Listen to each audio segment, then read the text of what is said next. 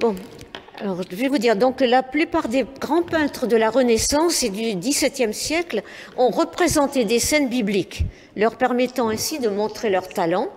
Il faut dire aussi que l'Église est le principal commanditaire des artistes. Le Concile de Trente, qui débute en 1545, fait des images un objet d'enseignement capital pour la propagation de la foi catholique. Ce n'est que dans la dernière session, en 1563, que la question de l'art est abordée. L'une des premières recommandations, c'est d'interdire la nudité dans les représentations religieuses. C'est pourquoi, après le Concile, nombre de peintures furent retouchées en recouvrant le sexe des personnages, comme sur les fresques de Michel-Ange. Le débat est parfois houleux. Certains, comme les papes, en viennent à se demander s'il ne faut pas détruire les œuvres antérieures du fait de leur obscénité. On va jusqu'à qualifier Michel-Ange en le traitant d'inventeur de cochonneries. Voilà. Ce concile marque un tournant important dans l'histoire de l'art. Il met en évidence la séparation entre un art religieux et un art profane.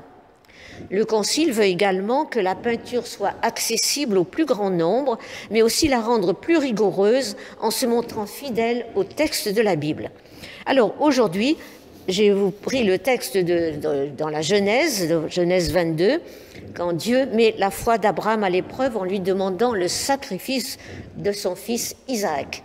Il y a énormément de tableaux. Ça a été représenté par je ne sais combien de peintres. Bon, j'en ai choisi que 3, des plus célèbres. Alors qu'Abraham s'apprête à frapper son fils, un ange apparaît. Mais l'ange du Seigneur lui cria du ciel, « Abraham, Abraham !» Répondit, « Me voici. » Ne porte pas la main sur l'enfant, ne lui fais rien. Je sais à présent que tu crains Dieu puisque tu n'as pas refusé ton fils unique. Alors Abraham, levant les yeux, aperçut derrière lui un bélier qui s'était pris les cornes dans un buisson. Il alla le prendre et l'offrit en holocauste à la place de son fils.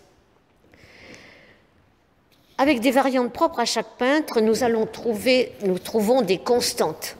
Alors c'est pour ça que j'avais pris d'abord Rubens, parce que je voulais vous montrer un peu ces constantes, mais ça fait rien. On va aller directement à un autre tableau important, qui est celui du Caravage. Le Caravage, qui est au 1571-1610, qui est un peintre italien. Voilà. Le Caravage, il a choisi de peindre le sacrifice d'Isaac sur une toile horizontale. Ce qui est alors peu commun.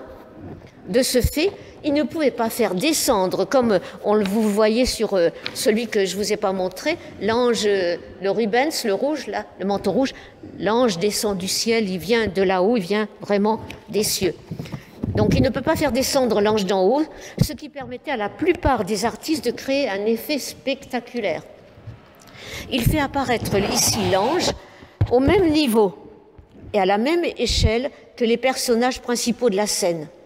La manière dont l'ange aborde Abraham, quasiment dans le rapport d'un être humain à un autre être humain, constitue l'aspect le plus novateur de cette peinture. Seul le profil gracieux et idéalisé aux boucles blondes et les ailes du personnage, que l'on voit ici, un tout petit peu ici,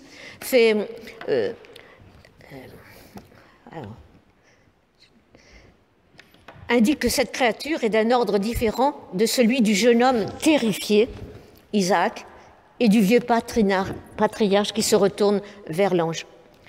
Le Caravage montre le drame qui se joue. La peinture est organisée selon une oblique qui part de la tête de l'ange, conduit ensuite notre regard vers la bouche ouverte d'Isaac, de cet adolescent qui, à travers la toile, semble nous interpeller. Il nous appelle à l'aide. Regardez sa bouche grande ouverte et ses yeux qui écarquillés. L'artiste a peint le moment décisif du récit. L'ange intervient au moment où Abraham tend la main. Et là, il l'écarte et il s'écarte du texte. L'ange retient physiquement Abraham en saisissant son bras, au lieu de s'adresser à lui depuis les cieux. L'attention de cette scène est poignante, malgré la sérénité du paysage à l'arrière-plan. Et le doigt de l'ange montre le bélier à sa gauche, car c'est l'animal que doit sacrifier Abraham et non pas son fils. J'en dirai pas plus, on n'a pas le temps. Le tableau de Rembrandt, alors un peintre néerlandais, à peu près de la même époque, dans ce tableau saisissant, Rembrandt nous fait vivre le drame qui est en train de se dérouler pour Abraham et Isaac, le fils unique de la promesse. En regardant le tableau, c'est comme dans un film quand on fait un arrêt sur image. Regardez le couteau qui tombe et qui reste comme suspendu dans l'espace. Nous assistons là à un drame. Rembrandt dirige notre regard par des effets de lumière. Vous voyez, ce qu'on appelle les clairs-obscurs, par sa technique du clair-obscur. Il nous impose en quelque sorte sa lecture de la scène. Nos yeux sont d'abord attirés par la tache lumineuse du torse d'Isaac. Oh, allez, je l'ai mis. J'avais mis par le torse d'Isaac. Hein? Alors, vous voyez qu'il a été recouvert. Hein? On n'est pas obscène. Voilà.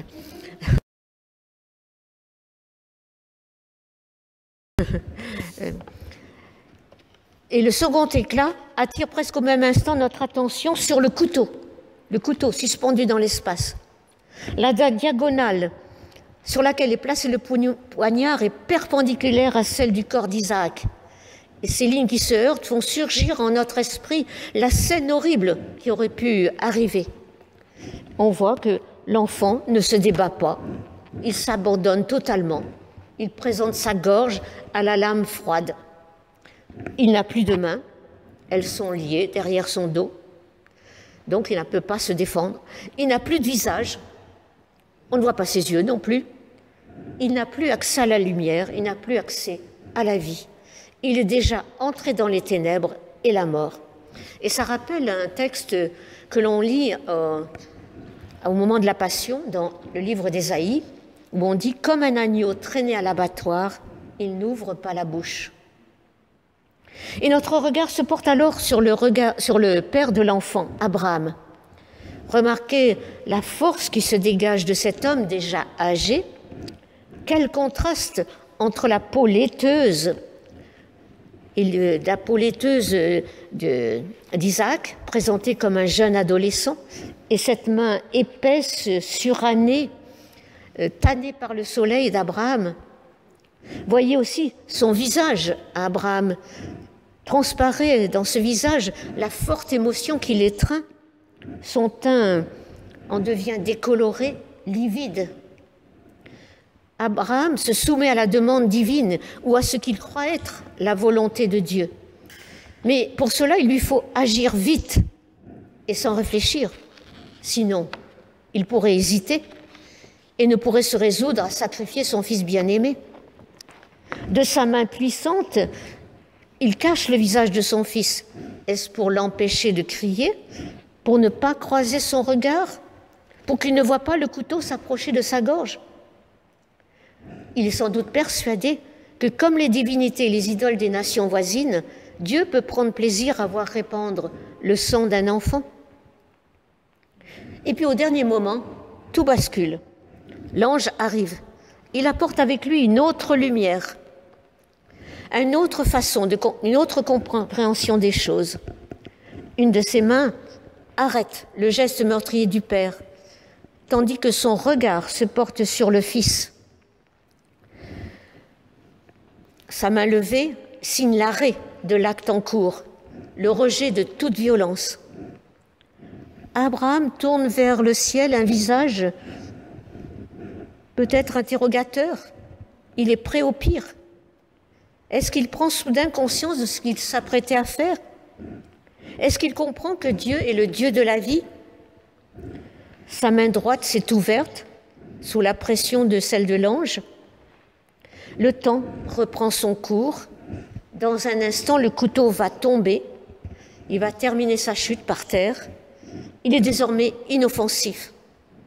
Et la main gauche du patriarche va pouvoir desserrer son étreinte. Isaac va pouvoir revenir à la vie. Le talent de Rembrandt, c'est d'arriver à nous faire vivre en une seule scène tous les moments du récit biblique. Le drame et la finale, la conclusion, le dénouement.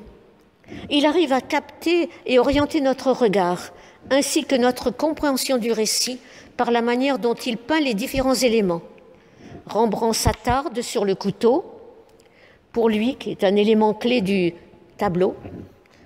Il est tellement pris par l'intensité de la scène, mais nous, tellement pris par l'intensité de la scène qui se déroule sous nos yeux, nous ne voyons d'autres éléments de tableau que dans un deuxième temps. Par exemple, au premier plan, regardez, ici, le peintre a mis les morceaux de bois pour le bûcher, mais de telle façon que cela n'attire pas notre regard. Et il y a également, ici, là, tout à fait là, les serviteurs qui sont presque invisibles. Ils ne sont pas témoins de ce qui se déroule ici, ils attendent leur maître. Notez également que dans ce tableau de Rembrandt, il n'y a pas de bélier, alors que tous les autres tableaux le représentent. Par contre, d'autres éléments sont importants, comme le paysage. Derrière Abraham, c'est l'obscurité qui règne, un horizon fermé, mort. À l'opposé du paysage qui est derrière l'ange, c'est la clarté, le calme d'un paysage qui s'ouvre. On le voit là, enfin, pas très bien sur l'image peut-être, un paysage qui s'ouvre et qui s'étend sans limite. C'est la vie. Rembrandt illustre bien ici le récit biblique. Dieu n'a-t-il pas promis à Abraham une descendance et un avenir? Troisième tableau, parce qu'il faut aller vite, le tableau de Chagall, alors qu'il est beaucoup plus récent, hein, voilà, 20e, russe, il est russe et français, hein, il devient français. Abraham est sur le point de sacrifier, au premier plan, il est au point de sacrifier son fils quand l'ange arrête son bras. La composition est caractérisée par la séparation du dessin et de la couleur qui présente alors deux plans. Le premier plan, en haut, c'est l'ange, manifestation du Verbe divin, et qui est dessiné en transparent sur le ciel bleu. Et un plan inférieur, le groupe Abraham et son fils, coloré par la flamme de l'Holocauste.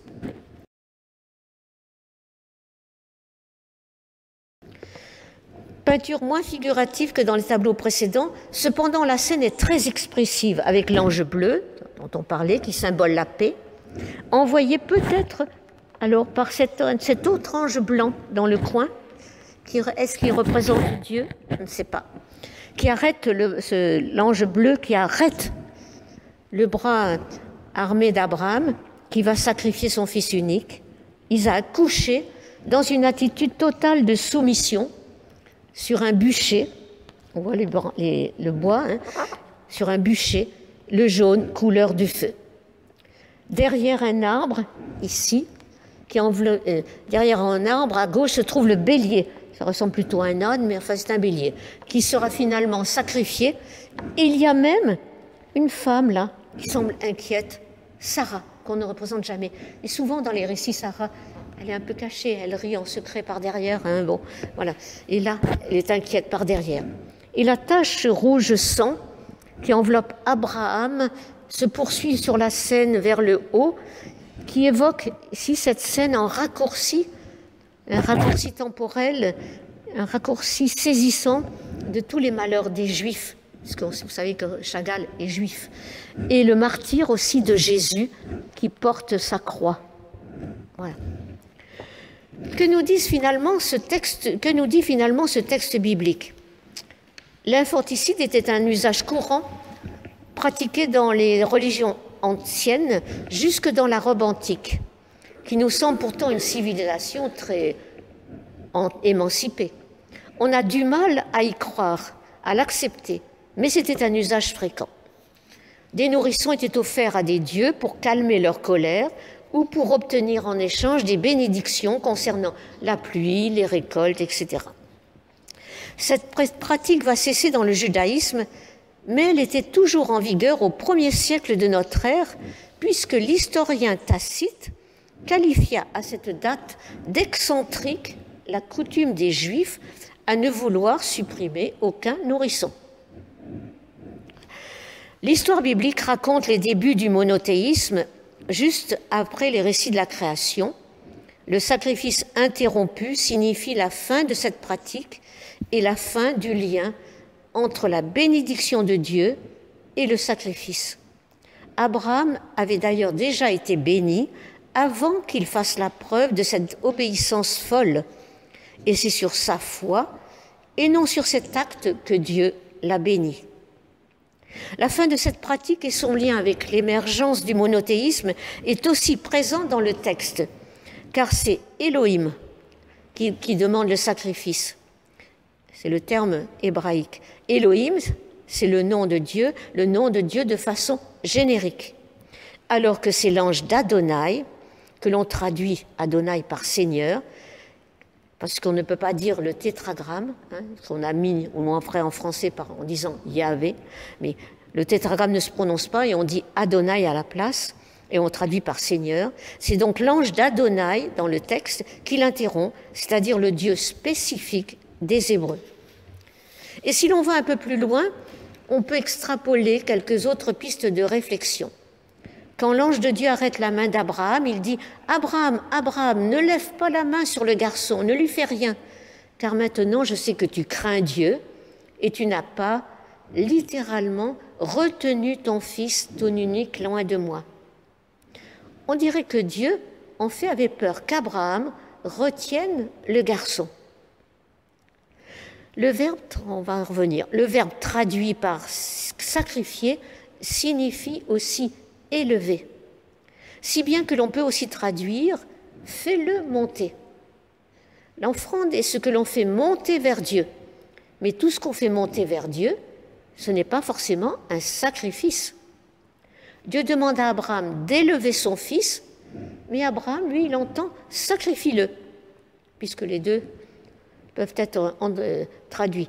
Parce qu'il est dans la mentalité qui consiste, Abraham est dans la mentalité qui consiste à penser que le plus grand cadeau qu'on peut faire à Dieu est ce que nous avons de plus cher.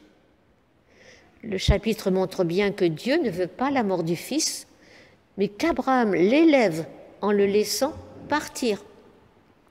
Ce qu'Abraham a dû sacrifier, finalement, c'est sa propre paternité, pour qu'il apprenne que son fils ne lui appartient pas et qu'il doit le laisser s'élever. Pour consacrer une vie à Dieu, il ne faut pas l'empêcher d'être, mais mettre cette vie au service de quelque chose de plus grand. De la même manière qu'Abraham, au début, avait dû laisser sa parenté, il doit maintenant laisser aller Isaac. Abraham doit couper le cordon avec son fils. La fin du récit confirme cette lecture. Abraham revient seul vers ses serviteurs. Isaac semble avoir disparu. Il est désormais un fils libre, capable de vivre sa vie indépendamment, et bientôt, il pourra se marier. Ce récit nous interroge. Est-ce que nous sacrifions nos enfants sur l'autel de nos peurs et de nos égoïsmes ? Est-ce que nous leur laissons un monde où ils pourront s'épanouir? Est-ce que nous les préparons à s'élever? Merci.